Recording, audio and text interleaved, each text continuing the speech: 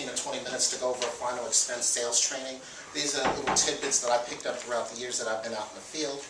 Also, about the number of policies or companies that I use in order to do the final expense. I'm just kind of talking about, not really talking about guaranteed ULs or big life insurance policies, little $10, $15, maybe $20,000 policies. These are the things that I feel that can, especially for the new people, can help you get paid quickly. There's very little underwriting, if any. Usually there's no, a lot of these companies here, they're not looking for doctor's records. They're not looking for a paramed or a nurse to send out. So these are going to get approved quickly, and also they're going to get you paid quickly. So out of all of the companies that we use for final expense, I feel that the ones that I kind of use over and over and over again on a weekly basis is I use the Transpremier, I use the Royal Neighbors, I use the Settlers Life, and I use the Americoda Life Crest Index, and I'm just going to kind of break up why I use those. The Transpremier, the reason why I use that is the underwriting and no phone interview. A lot of times when you're in the house, you can kind of get a feel whether or not a phone interview is actually going to work out or if it's not. I had a situation where I was going to do a Royal Neighbors, and the lady was actually hard of hearing. And I was in the middle of the phone interview, and she didn't hear what the underwriter said, and her daughter chimed in and said, "Mama, say yes." Well, they immediately declined the policy. So if you're in a situation, if there's a lot of kids running around, there's a lot of noise, or you're getting the feeling from the client that a phone interview is just not going to work, your Transpremier is going to be the best bet. Also, they're very lenient with their underwriting as well. So that's one of the companies that I use. I use a ton of Transpremier. Royal Neighbors, just the opposite. A Royal Neighbor, if you run into it where a phone interview is going to be the thing to do because of the simple fact that they have a lot of medications. They have a lot of health issues that you're not too sure about. Also, Royal Neighbors, which I'm going to get to John, which he's going to email to you guys after the meeting, is they have what is called a graded or a knockout list of medications. So you can actually go through the medications before you even make the phone interview call. So this way they'll save you time, so you don't have to wait to get all the way to the end of the interview and then they're declined based on the medication. So you can find out real quickly, oh, you're taking this medication, so Royal Neighbors is going to decline you, or it's going to be a 2-year graded. And it'll tell you right there. I think it's 3 sheets from A to Z as far as the prescriptions, so I'll have that sent to you as well. Settlers Life. Settlers Life, I use that one when you have someone who says, I don't want to do a direct, I don't want to have anybody taking money out of my checking account. I don't have a checking account. I don't have a savings account. Well, how do you get paid? Well, the job I work for, they pay me by check, and I just go cash it. Well, Settlers Life will actually let you do a direct bill for your initial premium. So that's one of the ones I use for a direct bill. I try to stay away from direct bill, but sometimes you have no choice, and you have to do it. Is direct bill quarterly or monthly? No, it's actually monthly with it. And they'll let you do it on the initial premium. Okay. So they send them a bill after it's approved? You send it with, you gotta have the first month's premium with it when you send it in. Americoda, the Life Crest Index. The Life Crest Index, I like that because of the simple fact it has similar characteristics as a universal life policy, guaranteed universal life. It'll go out to age 121. In most cases, it'll do a return on premium at age 65. Also, they don't do any paramed, and they don't request doctor's records, and you're usually approved within 3 or 4 days. And their minimum on that is $25,000. Their minimum on that is $25,000, so you actually can use that, especially if somebody wants more than $15,000. If they want more than $15,000 and they're in fairly good health, now you're kind of getting into that realm where a Life Crest Index is going to be a lot better as far as premium than going up all the way up to $25,000 in a final expense like a Transamerica or something like that. That's only to the age of 65, isn't it?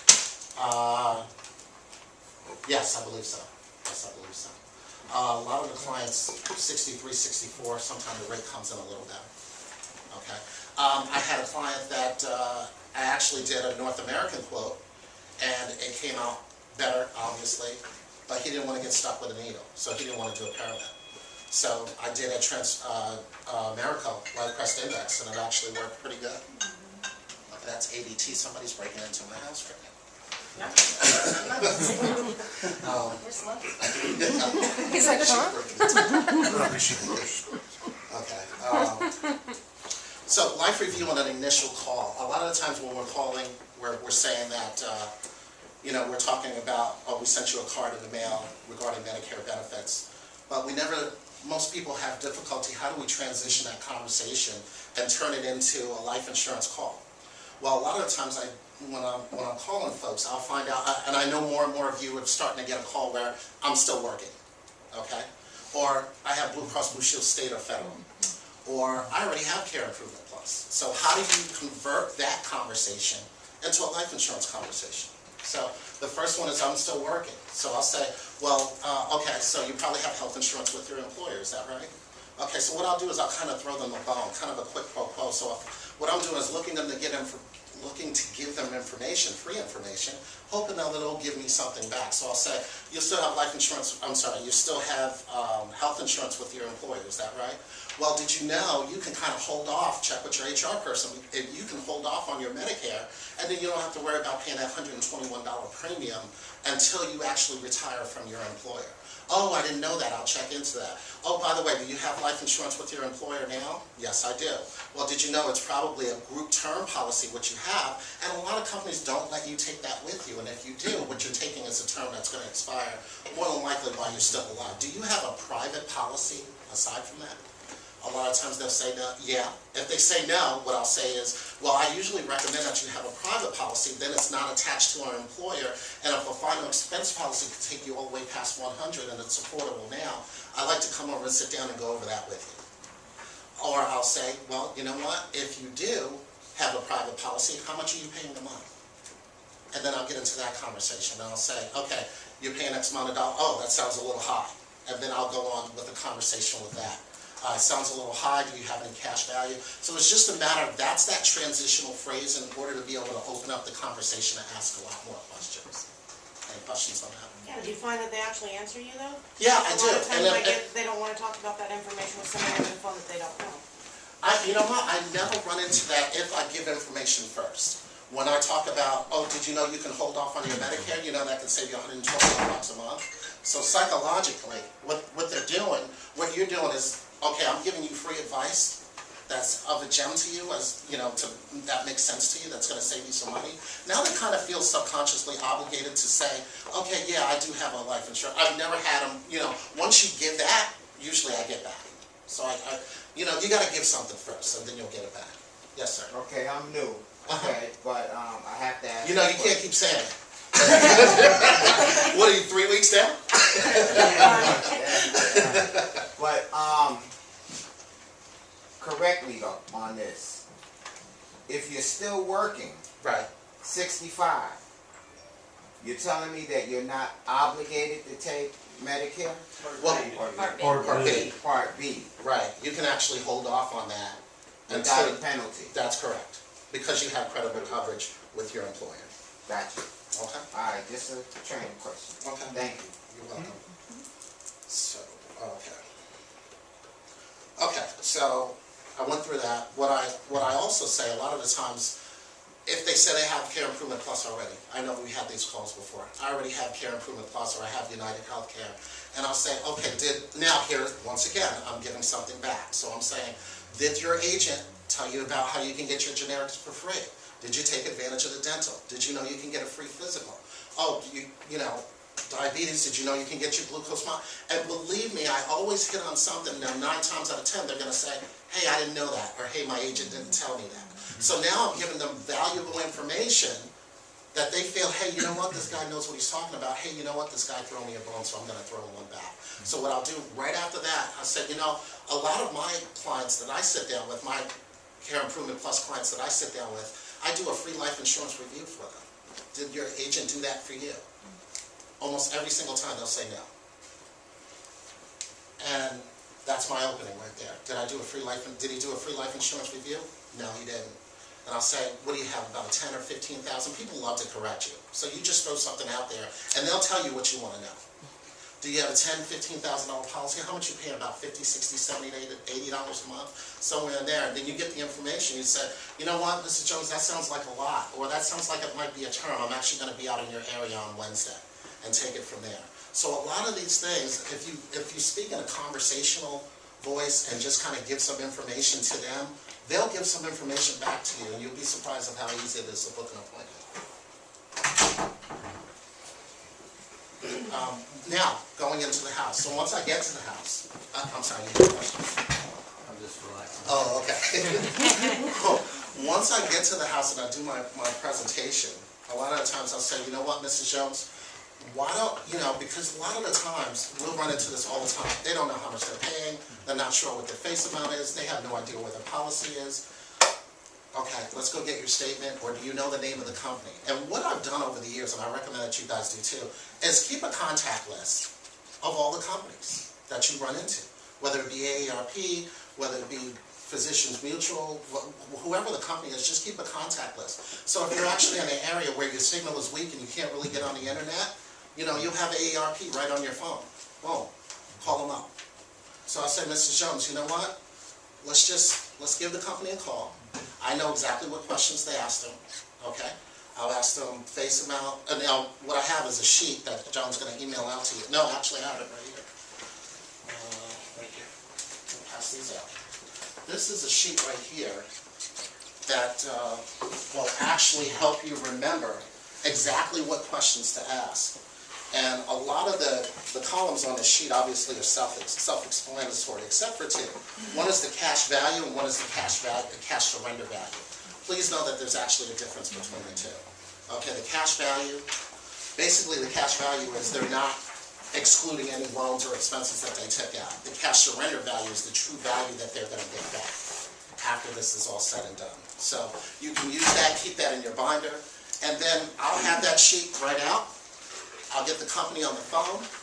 I'll say, hey, this is Norman. I'm sitting here with Mrs. Jones. I have you on speakerphone. We just want to ask you some general questions and find out exactly what she wants to find out exactly what's going on with her policy. She's right here. She can verify who she is and give you permission to speak to me. Well, who are you? I'm a friend of the family. They don't have any problems you saying that. And then I'll just go right down the list. Company, what type of policy. That's going to open up a lot of information as far as what type of policy it is. What's the company? The cash surrender value. The cost of insurance. Also the interest rate too. Sometimes a lot of people don't know they have a loan. I had a lady that never took out any money, but she missed 3 payments. So what they did is they used the cash value to pay those premiums that she missed, but they charged it back to her as a loan. She didn't know it was a loan, so that interest accumulated over several years. And it turned out to be a pretty substantial loan that she wasn't aware of. I think it was almost $1,000 by the time I got to her house. Because she was in a hospital for several months and she missed several payments. So what they did is they did an automatic premium loan. So you can find that out as well. Here's, Bless you. What was that? Mercy. For that reason, that's what the explosion was. here's another thing too. Find out if they have any other policies. A lot of the times, you don't know that they might have another policy lurking. And it turns out just because it's the same draft date, they just combined the premiums together on her bank statement, so she wasn't even aware that she had another policy. So you can find out a lot. And a lot of the times, when you got the company on speakerphone, a lot of the times, you can get them to sell the policy for you, especially Primerica. I did that and they're like, yeah, you have this policy. It's a term policy, it's going to cancel at age 80, and we're going to raise your rate 3 more times before we cancel you. The lady actually said that on the phone. So he goes, my agent didn't tell me that. She goes, sir, it's on page 5. Why didn't you read it? Nice backside man. More up again. Exactly. She's getting paid by the hour. What does she care if you cancel the policy? So, you have scenarios like that where you want to ask the questions and let them say. Even if you have a question that you already know the answer to, say something like a cash surrender value, you can say, okay, can you just explain briefly how does the cash surrender value work? Or explain briefly what happens when the cash surrender value, the cost of insurance, excuse me. When the cost of insurance exceeds the monthly premium, what happens? Where do you get the difference from? What happens when that cash value goes down to 0? Okay, so what you want to do is get them to corroborate exactly what you just told them. So now they're hearing it not only from their company, not only from you, but from their company as well. And it makes the sale go a lot easier. After you do all of that, you're pretty much just saying, okay, how much do you want? Okay, because once you start laying down all of this information, but in the training courses that we have before, we always stress, get the company on the phone. That's going to be the key right there, because now they're hearing it directly from their company rather than from you, the agent. That's actually something that we've changed over the last couple of years. It used to be get them to get their policies out. If you can go grab your policy, and that's probably, fighting tooth and nail. I don't know where it is. I don't want to get it from the table. I don't want to look stupid and, take 20 minutes to find it. Right. We actually just stopped asking for policies and say, we're just going to call the company real quick. It's American General, great. And while you're actually in the phone, be like, oh, do you actually want to see the policy? That happens a lot. Right. I would actually stop asking for policies and just start calling them. Right. And in the meantime, just say I'm going to pass the phone number, because that's all the pertinent information you need anyways up to date. That's an excellent point. I wouldn't even ask for it, because you're starting a fight that you don't want to. Right, and you don't know the outcome of where that's going to be. At least when you get the company on the phone, you know exactly. There's only one company that I've ran into, I don't know if you ran into, United. They'll say, you know what? Yeah. Call the agent, we're not telling you anything. Can you help me out with that one? Oh, it's brutal.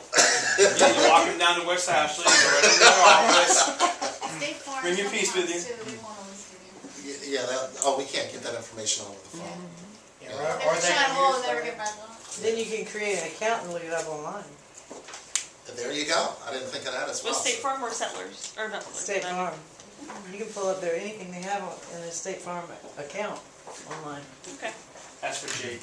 I want Jake. Oh, Where is he? Jake. What are you wearing? He's wearing khakis. Where are you? Are you wearing khakis? Jake sounds ugly, well, he's a guy. Actually, Matt had brought up something that was that one of the things that I didn't never thought of was the conversion rate. Find out what the conversion rate is going to be, especially in your. Sometimes you shoot yourself in the foot. Well, with the AARP, even though it starts out as a term, they give you an option to convert it to whole life. That might be down the road. You might be able to beat that price. So let me find out what the conversion rate is. Here's another thing too, which I actually didn't write in my notes here, but here's one of the things that I actually ran into, and I was actually successful in doing it. It was several years ago. A gentleman actually had a paid up policy. I had a paid up $20,000 policy, and usually they're very standoffish. Paid up, I don't have to make another premium. And I said, there might be a significant amount of cash value in there that we can convert to another paid up policy and get you more. And it turns out that it was. He had a $20,000 paid up policy, and when we called the company, he had $32,000 in cash sitting in a $20,000 policy. Wow. That's So- not a lot. Yeah, so we were able to convert that and give him a higher paid up value for that. So that's a little bit more difficult subject to tackle, but that is an option. Okay. One of the important things, and I want to go back, is one of the important things is always try to convert that conversation when you're doing your initial call, when you're doing your calls and you're booking your appointments. Try to talk about life insurance before you hang up the phone. And that's one of the things that I learned. I used to always, okay, I talked about, we sent a card in the mail, they're not interested, I got, Blue Cross Blue Shield, whatever, and then, okay, I'll just take you off the list and you hang up the phone. You're leaving money on the table when you do that. Okay, so definitely, even if you just, hey, how much you pay in a month, or is it a whole life or term? It sounds like a term to me. A lot of times you'll find people, I got a $50,000 policy, I'm paying $18 a month. That's a red flag. I'm surprised it's not a red flag to them. Or they just, whatever. A lot of the times they find out down the road at age 75, now the policy's going to cancel or the premium's going to jack up. So that's what we want to look at as well. Accidental death and they never go out of the house. Yeah, exactly. Also, another times you run into, a lot of banks still, every time you open an account, for $2 or $3 extra a month, they'll give you a $100,000 accidental death policy. Which most of the time it's almost impossible to cash in on. Because when you read the fine print, I actually read the fine print on one, you actually have to literally die in the accident. Where it was like, okay, you get in a car accident, but you die at the hospital 3 hours later, you didn't die at the accident, you died at the hospital. We're not paying. So let them know, hey, usually in that case you get what you pay for. You're paying $2-3 a month for a $100,000 accidental policy. Basically, that's what you're getting, $2-3 a month worth of coverage. So look into those as well. A lot of people have accidental life policies and they think they're whole life policies. Any questions on that?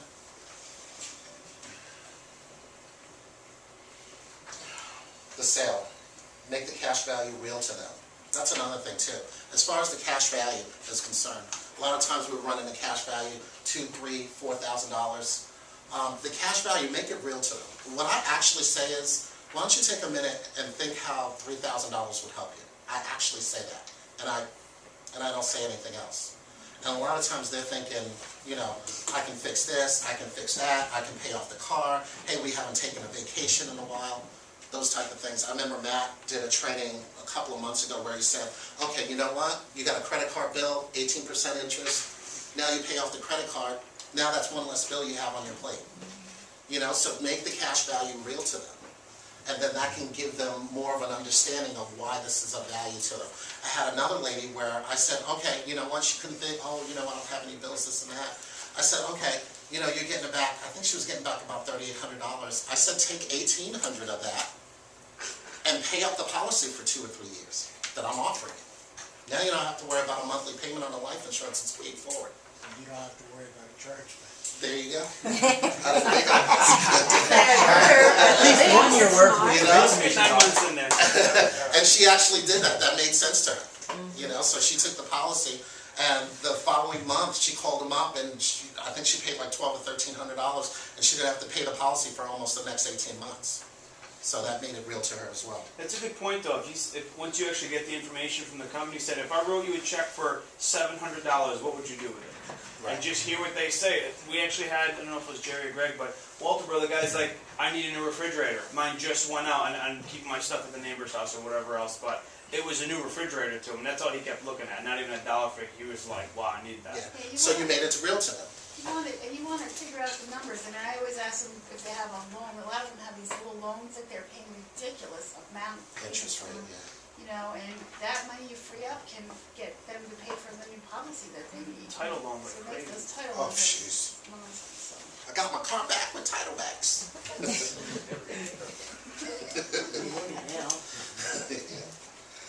Last thing was final expense and why. Why go with final expense? I like final expense, especially when I first started out, because I noticed that I can write a lot of little policies, get paid quickly, very little underwriting, and it made sense for me because, especially as a new agent, I was getting paid right away. You know, you can go hunting for the whales, you can do those big UL policies. They take a lot of time, you know that. Anything can go wrong. Danielle and I think he just, turns out his medical records were at the VA. How long ago did we do that policy? It was March. March. And they just got the medical records in May Yeah, 27th. so now the VA says, okay, we're not gonna accept that. We're gonna send you a form that we want the client to fill out to send back before we even release the medical records. That was like April 27th. And then it was back and forth, it was back and forth. They didn't even want to release the medical records to the life insurance company. So you run into a lot of issues with that. I've had clients that they schedule a Port of Med, the nurse shows up, they're not home. And he was Or saying, they're rescheduled, or the nurse can't get a hold of them because they don't recognize the phone number on their cell phone, so they're not answering the nurse. Just different things like that. If you want to get paid quickly, especially the new folks, final expense is the way to go. A little quick $10,000, $15,000 policy. You'd be surprised how that could put money in your pocket and also keep that momentum going. Also, too, that smaller policy, it's a lot easier to get referrals with that as well. Phone interviews, like I said, back with the rural neighbors. I like the rural neighbors, especially if they have some questionable health issues. Even though they're answering no on the health questions, you're not exactly sure. They're taking a lot of medications. With the rural neighbors, you know, they're pulling up the MIB, they're pulling out the prescription drug check. They're doing it right on the phone as they're talking to the client. So this way I get an approval before I even leave the house. They already check the banking information. As you know, with rural neighbors, you get paid real quickly. Yes, sir. I have a question on that. If, say rural neighbors does that and they get declined, doesn't that hurt the client because now they can't go to another company because they've been labeled uninsurable?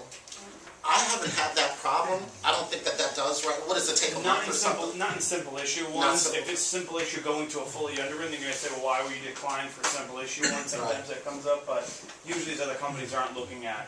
When they look at the MIB inquiry database, it's usually for fully underwritten Right. stuff. And I it haven't had that depends. in years. Right, and it depends on what they got declined for. The beauty of it is, let's say if they did get declined, you got Colombian Life, you got Kemper, you got Gerber. So there's a lot of other options that you can go to for final expense, guaranteed issue.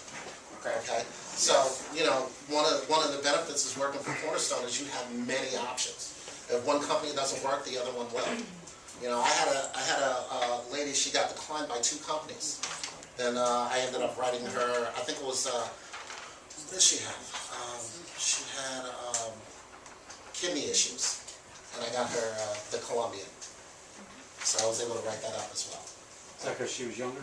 Yeah, she was actually 27. And she was actually, she actually moved from South Carolina to North Carolina because she was 2 years on the donor list. And if she moved to North Carolina as a resident, she could move up on the donor list a lot quicker. Wow. So I actually got her approved for, I think it was a 10,000. And that's really all she wanted anyway. She was actually concerned, oh my God, if something happens, you know, that sort of thing. So the bottom line is that we had a policy to accommodate her when no other company would touch her.